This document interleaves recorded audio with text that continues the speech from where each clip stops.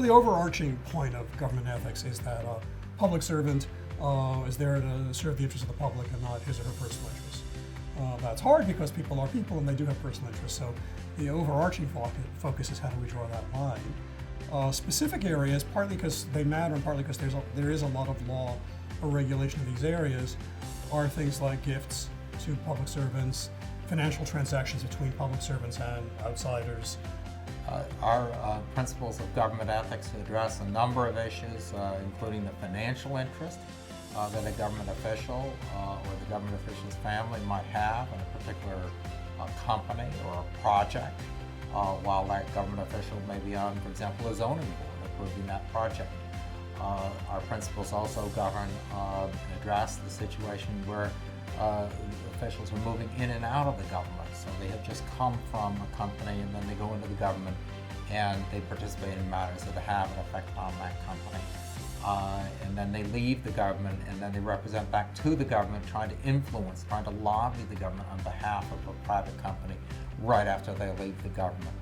There are a number of different problems that arise. A number of corrupting influences. One is the process of going from public to private, the negotiating for a job, the discussion with the potential future employer. If that potential future employer is somebody who currently has business in front of a public servant or public servant's agency, we recommend certain restrictions on that. That there is both the appearance, both the possibility and the appearance that the prospect of a private sector job will skew the public servant's public performance. So that's one big issue, is the negotiation or the job search, and getting, making sure that certain things don't happen to all others. If they're going to, they're properly disclosed. The second is, once the public servant has left, we propose two sets of restrictions which pretty much track existing law. One is that they should never appear before their agency with respect to a matter that they were personally and significantly involved in while they were at the agency. That's the so-called lifetime ban.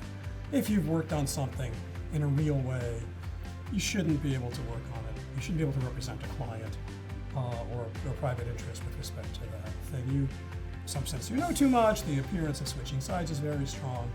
There is a strong set. It's limited, and it's only limited to things that you work personally and substantially on. But it is a tough ban. The other, and the many jurisdictions have a rule like that. The other is a little sort of fuzzy around the edge, is the so-called cooling off period. In addition to being prohibited from appearing before your old agency with respect to a specific matter you dealt with, we think that there's a problem with just appearing before your old agency at all for a period of time. That there are friendships, there are inside information,